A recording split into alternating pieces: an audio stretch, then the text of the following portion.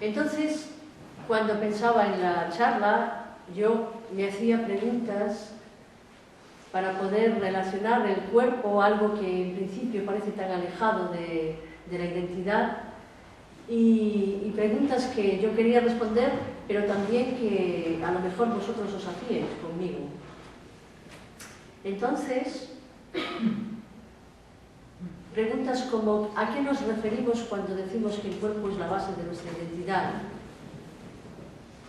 ¿O qué podemos encontrar de nosotros mismos en nuestro cuerpo? ¿Qué puede aportarnos el cuerpo a nosotros para construirnos como seres humanos? Entonces, para intentar responder a estas preguntas,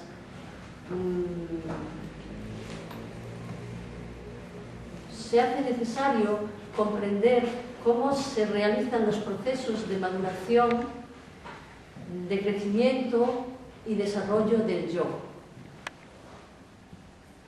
En el inicio de la vida, el funcionamiento del cuerpo y de la psique no están separados, no están diferenciados.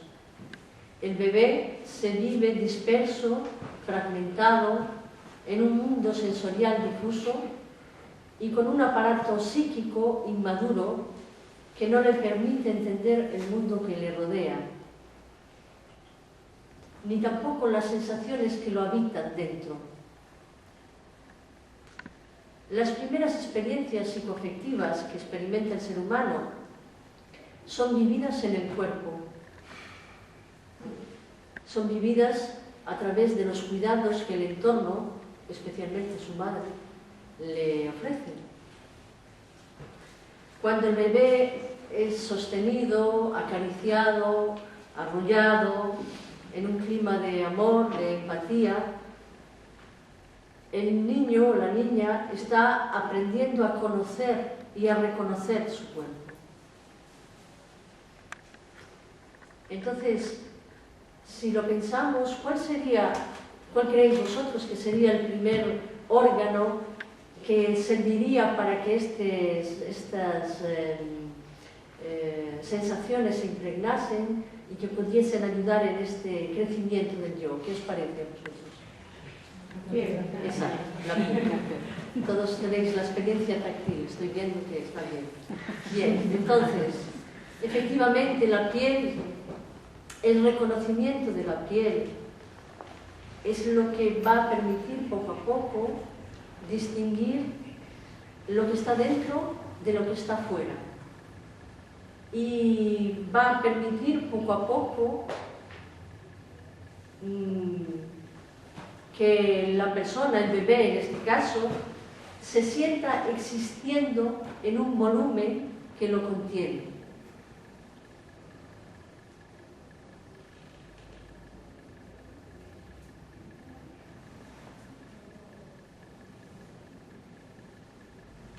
Hay otra función que tiene la piel. Es una función entonces que tiene que ver, por un lado, con la estereocepción, pero hay además otros procesos que se producen en la piel, porque es a través de la piel que el bebé integra alimentos básicos para el crecimiento del yo. Estamos hablando de esto que Winnicott llamó el sostén, la contención y el mantenimiento.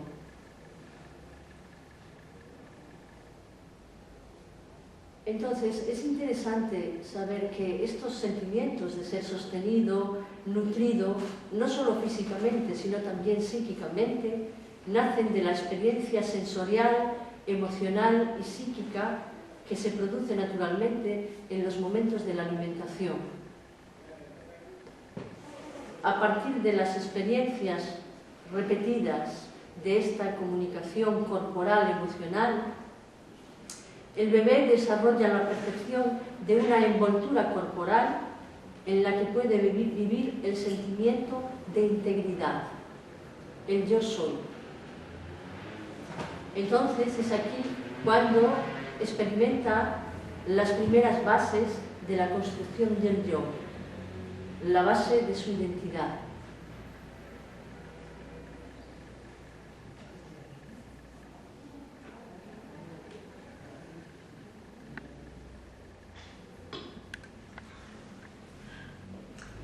Es un poco paradójico porque resulta que para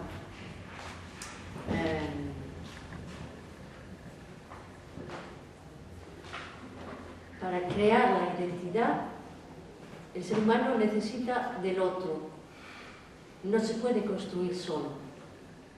Entonces, es muy importante que al principio de la vida haya un otro que acoge y da un sentido a este mundo sensorial del que hablábamos, que es para un bebé caótico, y no solo tiene que ser capaz este otro de dar sentido y de acoger, también tiene que ser capaz de transmitir.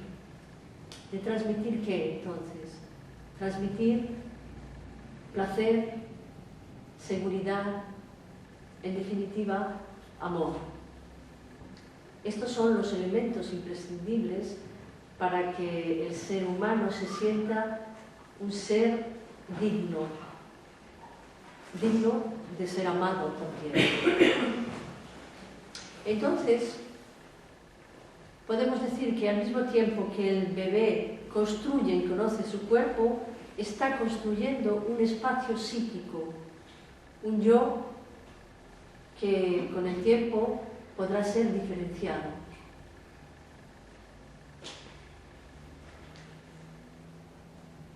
Pero a veces sucede que estas experiencias de las que estamos hablando, las experiencias de ser sostenido, acogido, no pueden darse o se dan demasiado poco o hay algún tipo de carencia que no permiten que estas experiencias sean suficientes. Y entonces, ¿qué sucede? Sucede que si la capacidad de sostén y de contención no llega del entorno, es el propio bebé el que tiene que ser, el que tiene que asumir estas funciones. La ausencia de adaptación del entorno a estas necesidades del pequeño ser humano produce angustias intolerables de desintegración, de caos, de pérdida del sentimiento de realidad, incluso de la pérdida de percepción del propio cuerpo.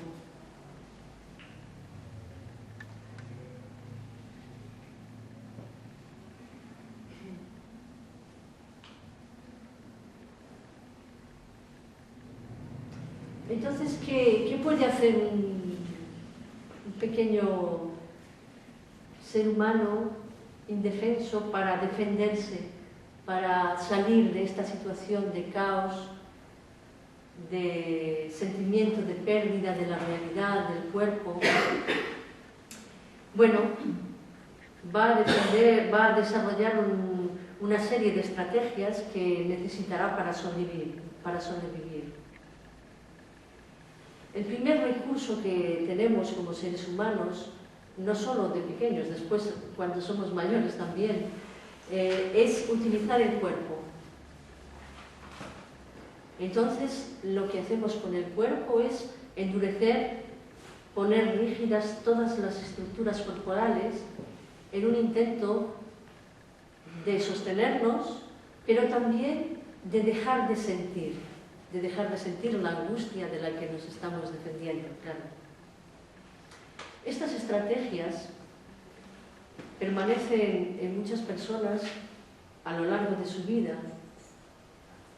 y a veces, si hay suerte, cuando son adultos,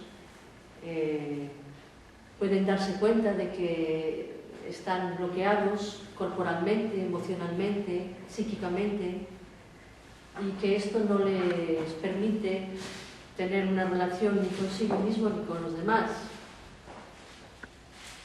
En otros casos, la persona hace una vida más o menos normal, pero sucede algún hecho traumático, más o menos traumático, que puede remitir a la persona a estas vivencias de angustia, de desorientación, de confusión. Para entender un poco voy a dar algunos ejemplos. Me he perdido hace rato con esta historia de... Voy dándole aquí, pero voy a ver si me encuentro.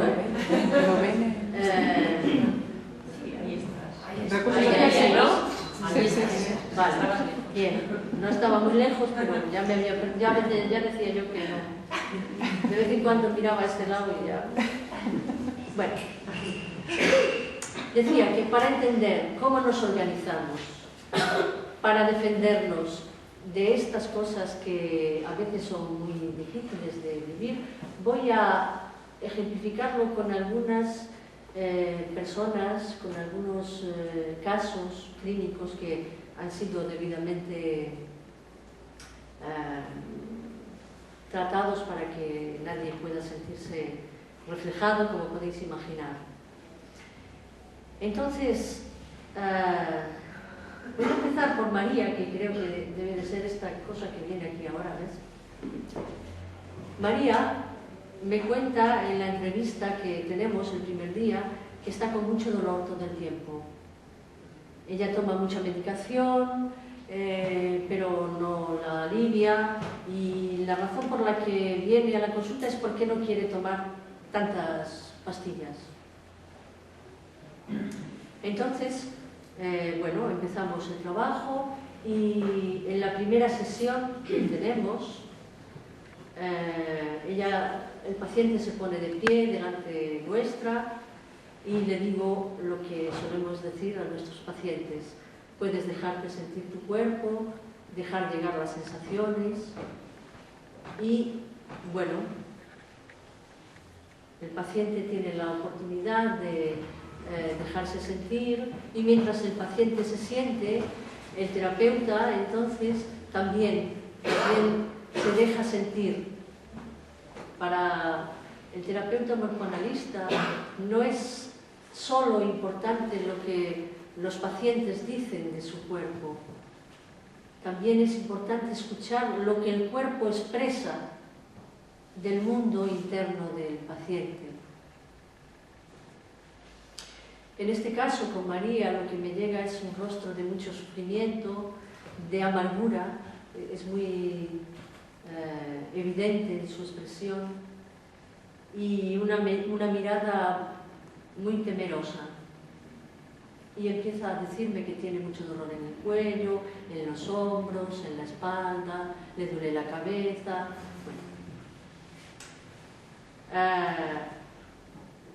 Después de este primer encuentro, cara a cara, hay un segundo momento en el que el paciente se pone por detrás y toca el terapeuta se pone por detrás y toca toda la cadena posterior del cuerpo del paciente. La idea es siempre ayudar a la persona a entrar en contacto con su cuerpo, con sus sensaciones.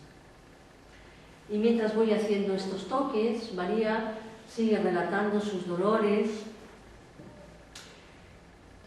con mucha precisión, porque claro, para ella son muy conocidos.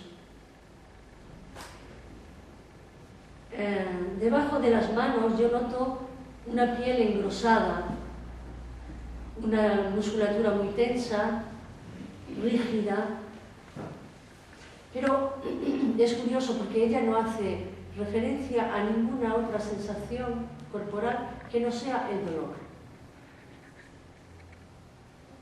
Después de este primer contacto en el plano vertical, la sesión continúa en el suelo, el paciente se tumba boca arriba y de nuevo hay un tiempo para que la persona pueda sentirse en esta posición y comentar las sensaciones que siente. Y una vez más, María vuelve a describir todos sus dolores, que son muchos. Y entonces le pregunto, ¿y cuál es el sentimiento o la emoción que acompaña esta sensación de dolor?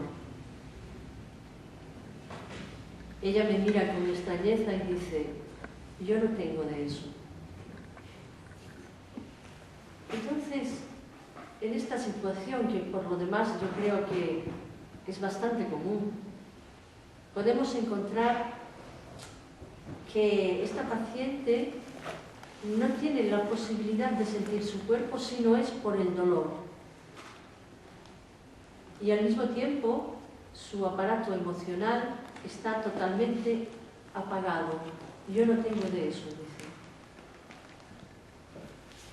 En una sesión posterior, María me dirá con cierta autocrítica, soy un dolor con patas. Bueno, está dándonos lo que ella considera en ese momento que es su identidad. Vamos a poner otro ejemplo que puede explicar un poco cómo nos organizamos. Pedro llega a la terapia por una hernia discal en la región lumbar. Es un hombre muy agradable en el trato, tiene facilidad para comunicarse y me explica que a pesar de los tratamientos que ha hecho sigue teniendo crisis que lo dejan, cuando le dan, lo dejan sin poder tener una vida normal. Le pregunto cuándo empezó este dolor y me dice que hace 2 años. Yo intento seguir un poco más el hilo de este síntoma que trae y le pregunto si ha pasado algo en ese momento que él recuerde, y me explica que él siempre ha tenido debilidad en la zona lumbar, pero a partir de un esfuerzo que hizo cuando estaba cambiándose de casa, en el momento en que se estaba separando, le ha producido este traumatismo. Cuando empezamos las sesiones, entonces, empiezo a preguntarle cómo se siente, él me dice, bueno, estoy bien, me siento muy bien, no tengo dolor, así que estoy muy bien. ¿Y hay alguna sensación del cuerpo que te llama la atención?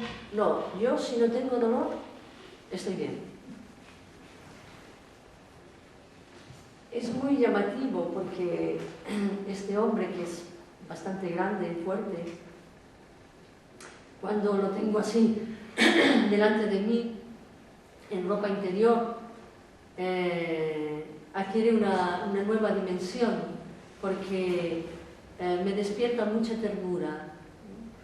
Tiene el vientre adelantado, una lordosis muy pronunciada y parece que estoy delante de un niño pequeño muy grande.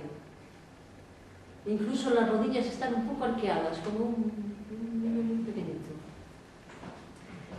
Cuando empiezo a tocar sus hombros y la espalda, sus respuestas vienen en este sentido. No, estoy muy bien, no me duele nada.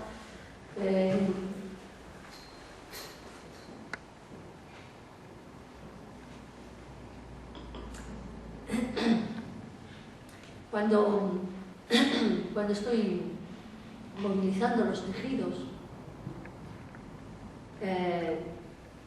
yo siento que apenas se pueden mover, están totalmente rígidos. Ni siquiera se moviliza mucho la piel.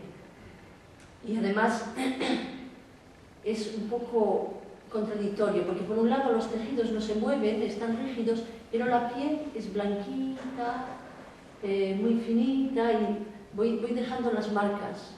Cuando paso con las manos se quedan las huellas de mis manos allí, reflejadas. Y él está, bueno, con esta cosa de que no se siente bien y me comenta cosas del tiempo, de la televisión. Entonces, lo que vemos en este paciente es que a él le cuesta estar en contacto con sus sensaciones. Necesita hablar, hablar sin parar y necesita de esta hipertonía muscular para sentir la conexión entre sus partes, para sentirse unificado.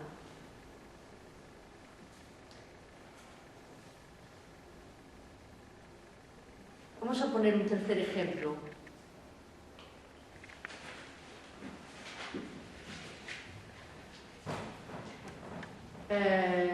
Elisa es una mujer que llega a la terapia porque le ha hablado una amiga y lo primero que me sorprende de ella es su expresión corporal. Cuando entra por la puerta, por el pasillo, ella viene con la cabeza baja, los hombros cerrados, los brazos cruzados. Y ya cuando empezamos la entrevista y le pregunto por qué razón acude, ella comienza a llorar, se le caen las lágrimas, pero está con mucho silencio, no se le oye, solo se le ve caer las lágrimas. Me cuenta que no sabe lo que le pasa, pero que no tiene más que ganas de llorar, que está muy deprimida, que no quiere salir de casa, su marido está muy preocupado, su hija también, pero ella no puede evitar estar así. Yo me intereso por saber cómo ha empezado esto y lo que me doy cuenta es que le cuesta pensar y sobre todo que está con mucha culpa porque no entiende por qué está así. Entonces empezamos las sesiones y cuando le pido dejarse sentir el cuerpo y me comente las sensaciones que le llegan, ella me dice: hoy me he levantado con muchas ganas de llorar porque mi marido me trajo, si no, no creo que pudiese venir. ¿Y en el cuerpo, qué es lo que te llama la atención? ¿Hay alguna zona, en los hombros o en alguna otra parte que notes con más tensión? Me mira con cara de no saber lo que estoy preguntando y me dice: yo no siento nada. Entonces digo: bien, voy a ayudarte y voy a pasar por detrás, a poner mis manos en tus hombros. Tú puedes sentir mis manos y también los tejidos debajo de mis manos. Ella me dice: siento un poco tus manos, pero debajo no siento muy bien. Y sigo haciendo el recorrido de todos los toques de la espalda, sin apenas palabras de su parte, no hay sensaciones. Yo tengo una sensación que me impacta porque, aunque estoy tocando un cuerpo, siento que no hay nadie habitándolo. Lo que podemos ver es que Elisa está inmersa en su mundo emocional, sin capacidad de sentir y habitar su cuerpo y sin posibilidad de pensar sobre lo que siente.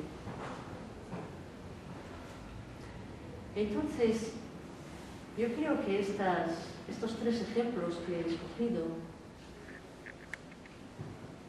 muestran de una forma muy sencilla cómo cada persona, cómo cada uno de nosotros organiza lo que denominamos unidad psicopostural. La unidad psicopostural es la unión que existe entre el cuerpo real, el cuerpo emocional y el cuerpo sensorial. Estos tres cuerpos son interdependientes entre sí y por tanto se hace necesario una relación de unión y continuidad entre ellos. Es esta unidad y esta fluidez en la relación la que permite que la energía vital fluya en todo el ser. Cuando esta unión se rompe, nos encontramos con el hecho patológico y este hecho puede mostrarse con una dolencia física, con una dolencia psíquica y la mayoría de las veces en realidad, las dos cosas a la vez. Vamos a intentar seguir respondiendo a las preguntas del inicio. Entonces,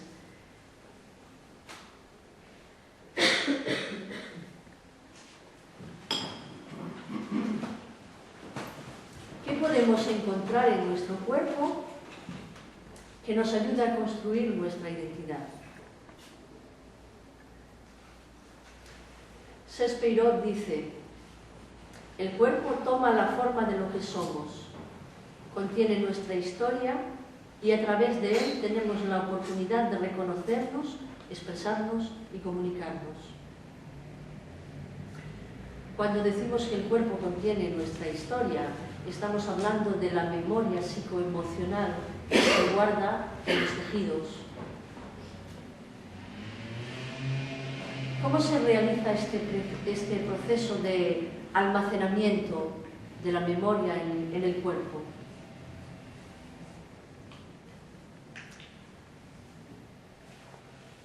Arthur Janot decía: todos somos criaturas de la necesidad.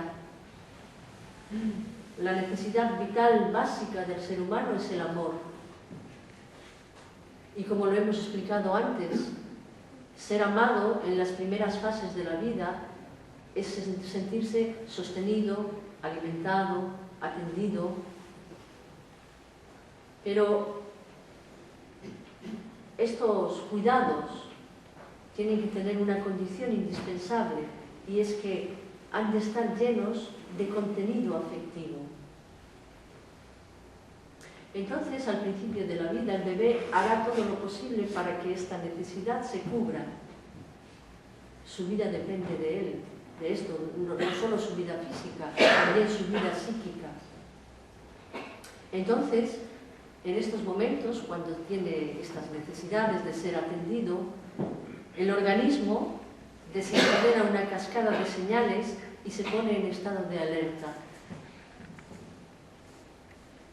Es decir, lo que vemos en los niños cuando tienen hambre o se sienten desamparados, llora, berrea, bueno, seguro que han visto muchos ejemplos.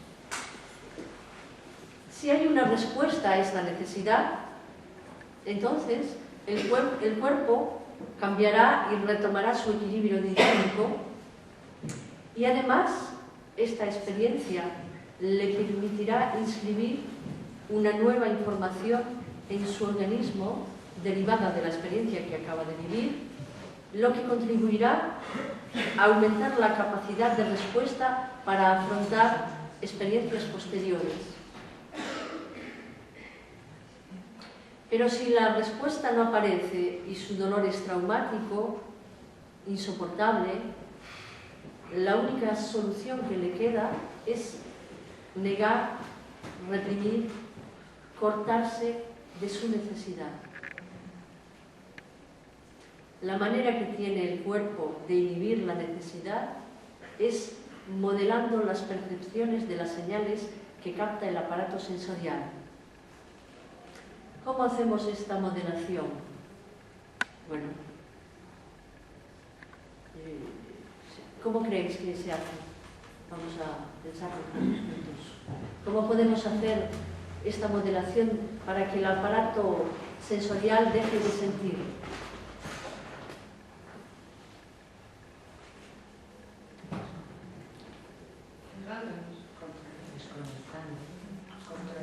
Contrayéndonos, muy bien.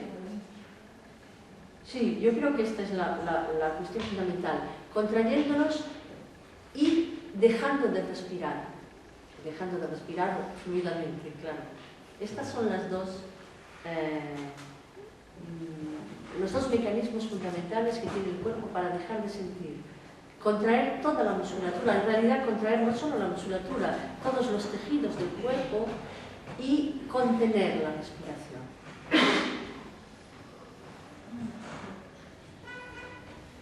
Entonces, si dejamos de respirar, contraemos la musculatura, estas sensaciones de dolor, de sufrimiento que provoca la necesidad no cubierta van a disminuir. Pero la necesidad continúa dentro de nosotros. La necesidad continúa escondida en nuestro cuerpo. Y todas las respuestas, todas las acciones que se generarán a partir de este momento van a ir encaminadas a resolver esta necesidad, que normalmente es inconsciente, y a mantener al margen el sufrimiento.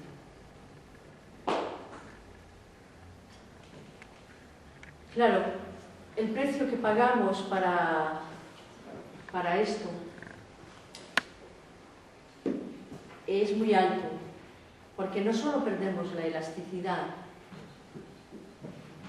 perdemos un funcionamiento orgánico adecuado y perdemos la capacidad de respuesta a otros sentimientos, a otros sentidos que necesitan utilizar las mismas estructuras.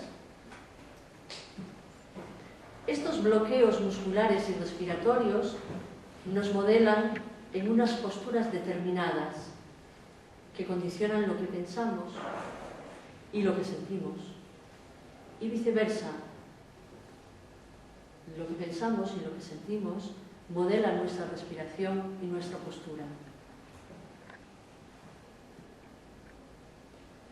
El trabajo concreto en el cuerpo es una entrada natural a nuestro mundo interno y a esta memoria psicoemocional que se guarda en todos los tejidos. En la terapia morfoanalítica disponemos de diferentes herramientas de trabajo corporal. Tal vez la particularidad de la forma de trabajar es la manera en cómo se aplican estas herramientas que pueden ser más o menos conocidas. Para el terapeuta morfoanalista, el cuerpo no es un objeto que se manipula para conseguir unos resultados concretos. El cuerpo es un lugar sagrado donde habita el ser y precisa de escucha, de atención y de cuidados. El dolor no es solo algo que hay que vencer, se convierte en una guía que nos ayuda a entender y a ahondar en lo que el dolor corporal está queriendo expresar de forma simbólica. Entonces, a partir de las propuestas corporales que hacemos, la persona va aprendiendo a sentir, a tener conciencia de su cuerpo y se convierte en parte activa de las propuestas que hacemos, pero también en parte activa de su proceso de transformación.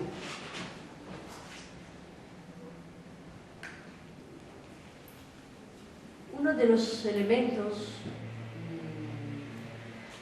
que utilizamos en nuestro cuadro es el trabajo postural. El trabajo postural es una técnica de reestructuración en la que se estiran todas las cadenas musculares a la vez, de forma global, y que está indicado en todo tipo de patologías articulares, musculares, especialmente de la columna vertebral. La pionera en abordar esta forma de trabajar con el cuerpo fue Françoise Messier.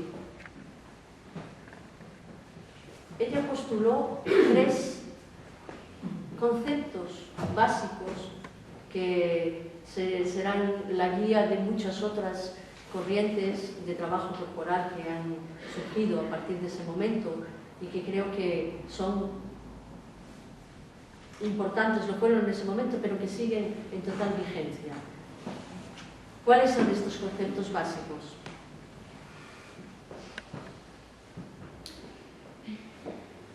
El sistema muscular, entonces, está formado por cadenas de músculos que se relacionan entre sí. Cuando un anillo de estas cadenas se retrae en forma de contractura o de acortamiento, toda la cadena se ve afectada, produciendo asimetrías en la estructura corporal. ¿Entendéis este concepto? ¿Sí? ¿Hay alguien que no? Si no, lo explico un poco más. Porque me parece muy interesante que si no queda... Bueno, bien. Entonces, lo que provoca las disfunciones y el sufrimiento en el cuerpo es el exceso de tensión y no la debilidad muscular, como se venía diciendo hasta ese momento en la fisioterapia común. Y el otro postulado importante es que los problemas, la mayoría de los problemas, claro, efectivamente hay otros problemas que no es así, pero la mayoría de los problemas del sistema óseo y articular tienen su raíz en el acortamiento y la retracción de las cadenas musculares. Entonces, como decía, cuando Messier empezó a hacer este trabajo, se dio cuenta de que muchas veces los pacientes tenían reacciones emocionales que ella pasaba por alto dentro de su tratamiento. Y Serge Peyrot, que se formó con ella, cuando empezó a trabajar, claro, tuvo las mismas experiencias. Y entonces él empezó a estudiar, a investigar, y poco a poco pudo dar valor, acoger y dar un sentido a estas manifestaciones, entendiendo que se trataba de la memoria psicoemocional que se guarda en el cuerpo.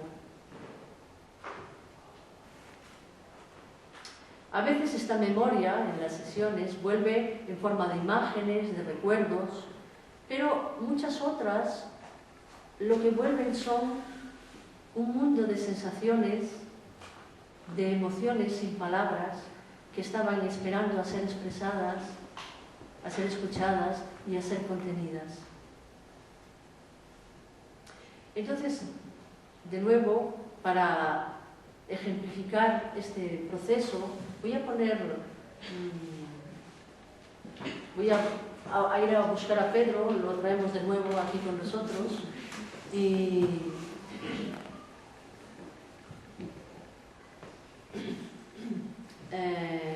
a ver si con lo que os voy a explicar podéis haceros una idea. Entonces, llevamos ya 20 sesiones trabajando y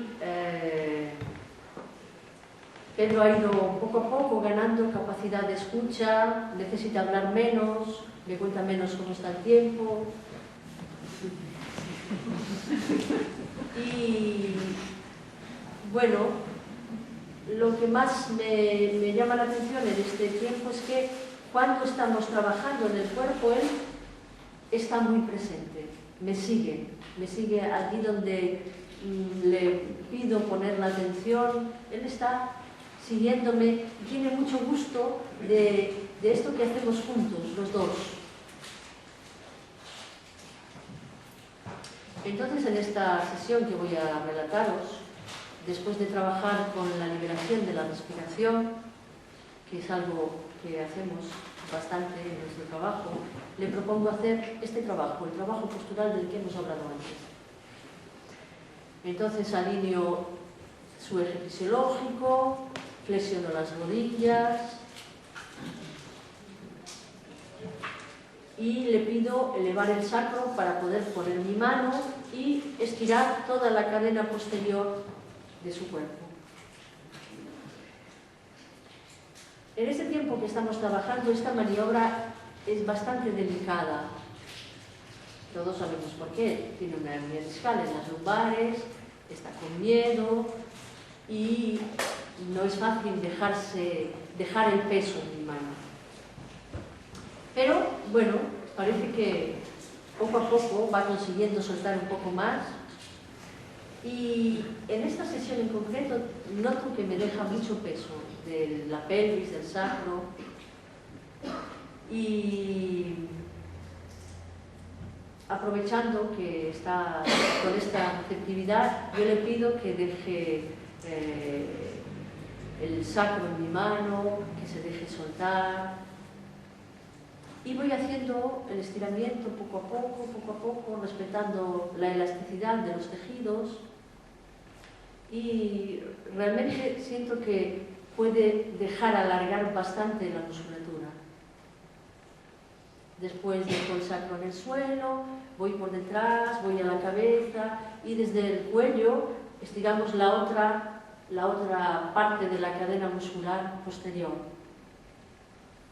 Cuando estoy haciendo esta maniobra de estiramiento del cuello, empiezo a ver que sus piernas, sus rodillas, tiemblan. Es algo bastante común, entra dentro de las posibilidades cuando hacemos este trabajo, pero normalmente no sucede tan pronto dentro del ritmo de la sesión.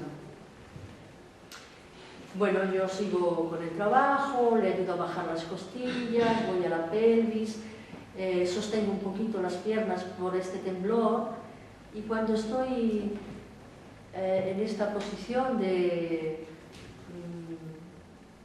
bajar su lordosis, entonces veo que abre los ojos, aterrorizado, me mira y bueno, yo entiendo que hay algo que está viviendo.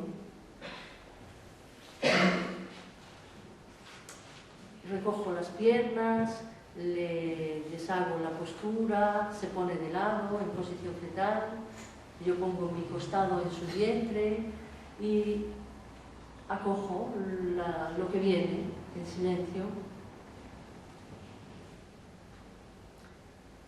Entonces, después me explica que le ha venido un recuerdo de su padre, un recuerdo de mucha violencia con su madre y con sus hermanos. Parece que él era pequeño y no recibía tanto esta violencia, pero la veía. Lo que sorprendía a Pedro es que él no podía imaginar que él hubiese pasado tanto miedo. Entonces, es curioso porque en este caso no es que él se hubiese olvidado de su padre y él tenía el recuerdo de esta violencia. Lo que había olvidado, lo que había quedado congelado era la emoción, el miedo que había sentido en ese momento, en aquellos momentos y que nadie pudo acoger, nadie se daba cuenta de que aquel niño pequeño estaba teniendo tanto miedo.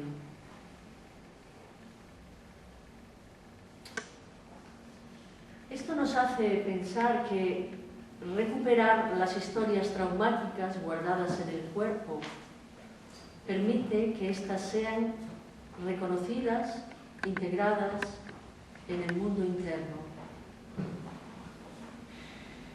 De esta manera puede comenzar el proceso de entender e identificarse con las propias sensaciones y sentimientos y encontrar un sentido a sufrimientos hasta el momento incomprensibles.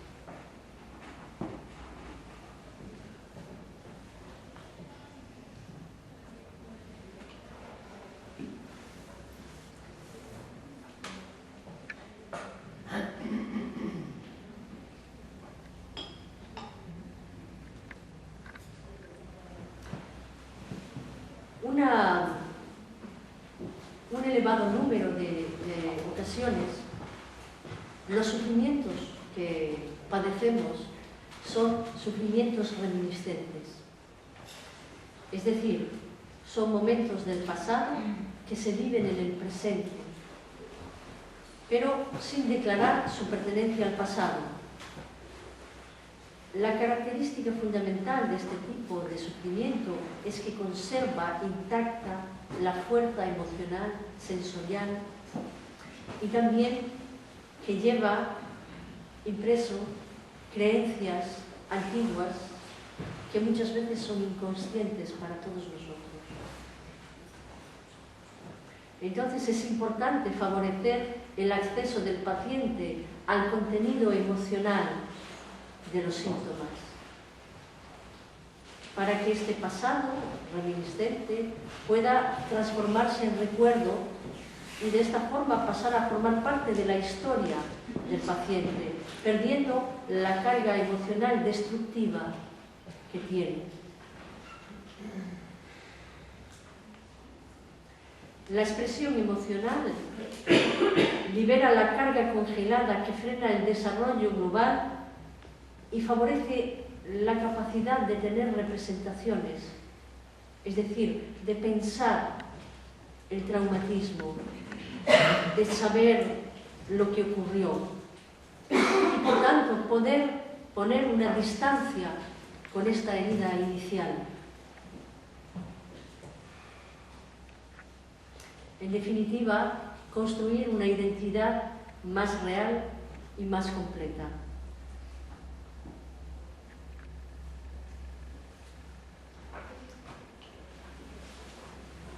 Y ya la última pregunta.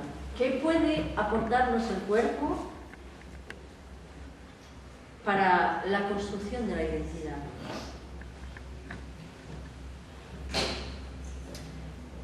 En el plano corporal es evidente, cuando se va liberando la historia traumática que los tejidos estaban conteniendo, se va produciendo la liberación de los tejidos que pueden recuperar la elasticidad y quedar disponibles para un funcionamiento más armónico y ajustado.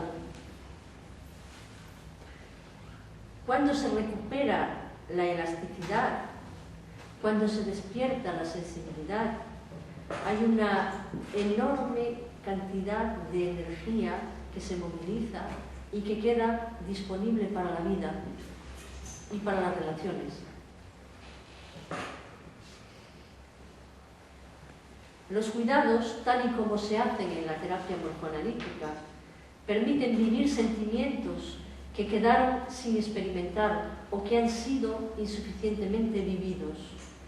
Sentimientos como los que hablábamos antes, como el apoyo, como el sostén, como la alegría, la seguridad, el placer.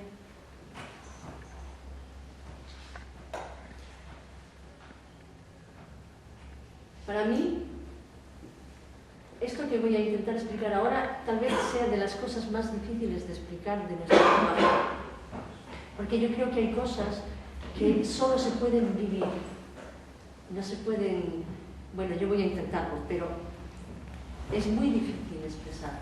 Hay cosas que se pueden vivir, pero son muy difíciles de expresar. Entonces, para intentar expresar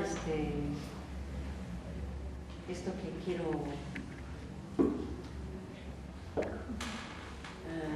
haceros llegar en este momento, voy a retomar a Elisa, que la traemos otra vez con nosotros, y vemos si soy capaz de haceros llegar lo que el cuerpo nos permite coger para construirnos.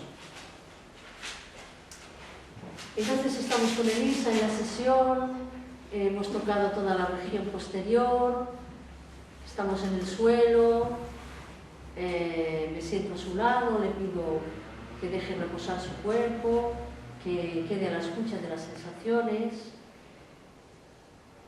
Dice: tengo mucha presión en la garganta y en el cuello, no sé cómo colocarlo.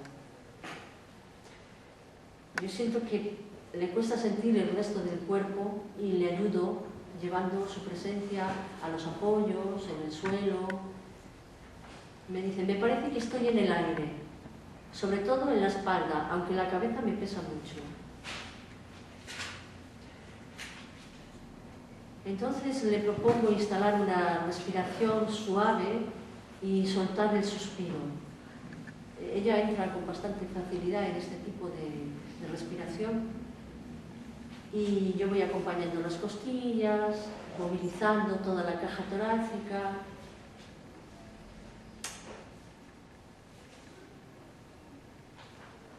Cuando estoy trabajando en la región de las costillas bajas, veo que le caen las lágrimas. Yo la animo a expresar lo que siente y continúo en contacto, acompañándola en su cuerpo. Y ella sigue llorando como lo hacía al principio, muy contenida, solo le caen las lágrimas, le caen las lágrimas. Después de un tiempo de estar trabajando la respiración, abro el espacio verbal para que pueda expresar lo que está sintiendo. Me dice, siento una tristeza tan profunda y cuando me pones la mano en el pecho parece que algo me alivia. Es raro porque me duele, pero también me alivia. Le propongo continuar haciendo un masaje en los brazos y las piernas. Se trata de un masaje muy suave, envolvente, y la propuesta es, como siempre, muy concreta y muy sencilla. Puedes sentir mis manos, acompañarme dentro de tu cuerpo y dejarte sentir. Cuando estoy en el brazo derecho y llego a su mano, llora, pero esta vez con un llanto más manifiesto. Me dice, es como si estuviese congelada y me estuvieses devolviendo a la vida. Y continúa llorando. Sigo con el masaje y ella poco a poco se va tranquilizando. Siento que está acompañándome en el cuerpo. Cuando termino me siento a su lado y abro de nuevo el espacio verbal. Me dice, sentía mucha ternura en el brazo derecho, como si sintiese que por primera vez hay alguien a mi lado. En el brazo izquierdo fue diferente, era más como si sintiese una fortaleza muy grande y tus manos enormes. En los pies sentía como si me envolvieses todo el cuerpo. Es extraño porque lo sentía mucho en la cabeza. Ahora todo el cuerpo se apoya en el suelo. Y yo le pregunto, ¿y esta sensación de sentirte envuelta, qué te hace vivir? No sé, acogida, protegida. Escucho sus palabras y le propongo terminar la sensación. Y cuando está de nuevo en la posición vertical, le pido comparar las sensaciones con las del inicio, que es algo que hacemos también siempre para que nuestro cerebro tenga la oportunidad de registrar los cambios y de integrarlos mejor. Dice, me siento rara, como si no me reconociese. Me parece que estoy más ancha o como si ocupase más espacio. ¿Y la tristeza? Está ahí, pero me parece que no estoy enterrada en ella. Como si ahora la tristeza estuviese dentro de mí y antes yo estuviese dentro de la tristeza. Creo que este es un ejemplo muy clarificador de la forma sencilla y al mismo tiempo profunda con la que trabajamos en la terapia morfoanalítica. El contacto empático en el cuerpo reconstruye y a veces construye un cuerpo sentido que permite vivir sensaciones, sentimientos, emociones que adquieren un sentido y que consecuentemente permiten pensar lo que se vive y vivir lo que se piensa.